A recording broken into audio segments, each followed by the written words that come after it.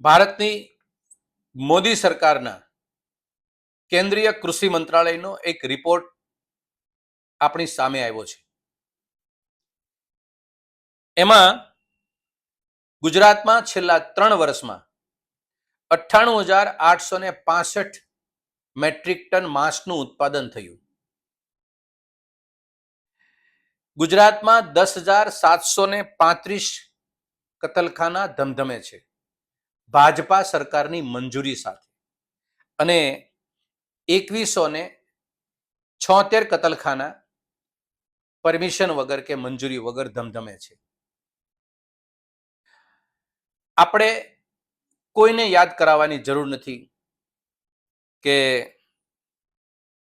દ્વારકાધીશમાં કાળિયો ઠાકર બેઠો છે, સોમનાથની અંદર દેવોનો દેવ મહાદેવ બેઠો છે, અને આ દેશના રાષ્ટ્રપિતા મહાત્મા ગાંધી એનું જન્મ સ્થળ પોરબંદર છે. આ સંતોની ભૂમિ છે, આ સુરાઓની ભૂમિ છે. હિન્દુ ધર્મની આસ્થા સાથે જોડાયેલી આ પવિત્ર ભૂમિ છે. 3 દાયકાથી આ ગુજરાતની સત્તા હિન્દુના ઠેકેદારોએ જે દાવો કર્યો હતો કે અમે હિન્દુઓના હામી છીએ, અમે ગુજરાતની અંદર ગૌહત્યા, ગેરકાયદેસર કતલખાના, એના વિરુદ્ધની અંદર કાયદાઓ કડક કરશું, આવી ખૂબ મોટી સુફિયાણી વાતો કરી અને સત્તા હાંસલ કરી હતી, અને ગુજરાતની 6.5 કરોડની જનતાને અભિભૂત કરી હતી. ઓછો સમય નથી. દુર્ભાગ્ય એ પણ છે કે અહીંયા હજારોની સંખ્યાની અંદર વ્યાસપીઠ ઉપરથી હિન્દુ ધર્મની વાતો થાય છે, હિન્દુ રક્ષાની વાતો થાય છે. એ તમામ લોકો મોટા ભાગના આ ભાજપાની સરકારના સમર્થકો છે. અહીંયા હજારો પીઠાધીશ્વરો, કલાકારો, સાહિત્યકારો એ તમામ કંઈક ને કંઈક રીતે આ વર્તમાન સરકારની કદમબોચી કરે છે. અને દુઃખ વધારેની વાત એ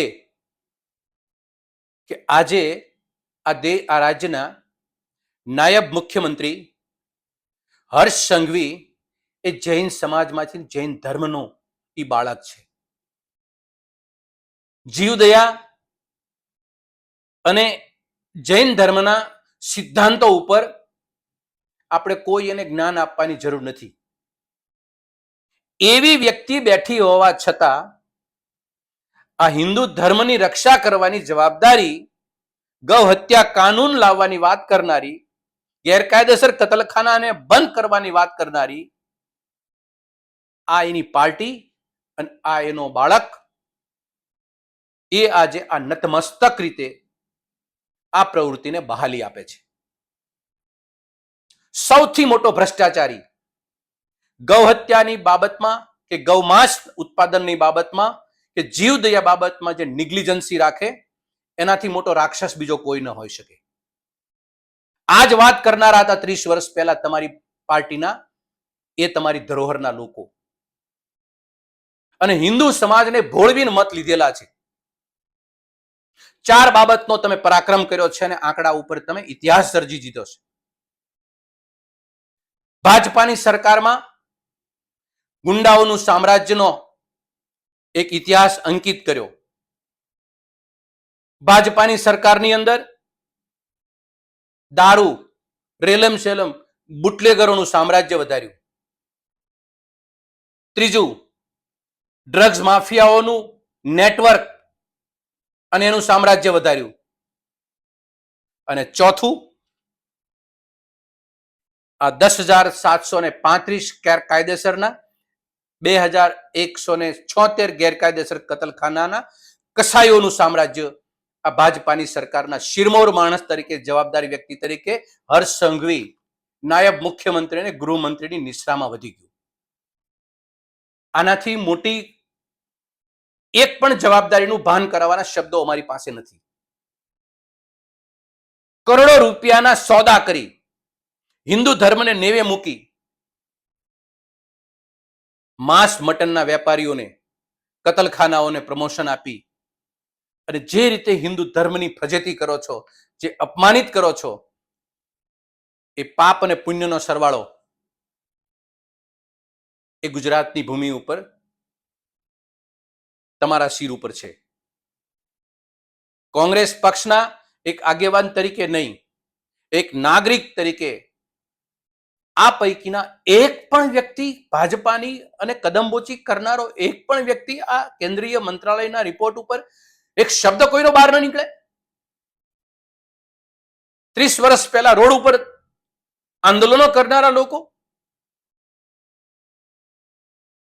હિન્દુ ધર્મ, વૈષ્ણવ ધર્મ, જૈન ધર્મ, સનાતન ધર્મ, આ ધર્મના લોકો બધા ને અમારે સાગમટે વિનંતી છે, જે લોકો આમાં શ્રદ્ધા રાખતા હોય તમામને વિનંતી છે કે નાયબ મુખ્યમંત્રી અને ગૃહમંત્રી ગુજરાતના હર્ષ સંઘવી પાસે એક સંદેશો લઈને પહોંચવાની હિંમત તો કરો કે ગુજરાતની ભૂમિ ઉપર આટલા કતલખાનાઓ ગેરકાયદેસર ને ધમધમે છે, એને તાળા મરાવવાનો તો ઠેકો તમે લીધો તો, એની બદલીમાં તમે પ્રમોશન આપવાનું કામ ને કસાઈઓને પ્રમોશન આપવાનું કામ કર્યું છે.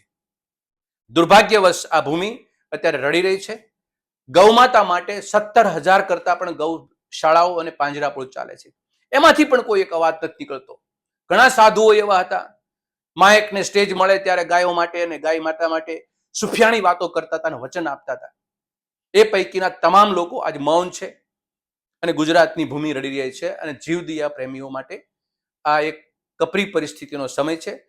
આ મુદ્દાને લઈ કેન્દ્રની સરકારની સામે જે રિપોર્ટ આવ્યો છે, આપણી સામે ગુજરાત સરકાર સામે આ વાત મૂકે અને આ બાબતે યોગ્ય, ઉચિત અને નિર્ણય માટે ઠોસ કાર્યવાહી માટેની ચેલેન્જને પડકાર આપે. આભાર.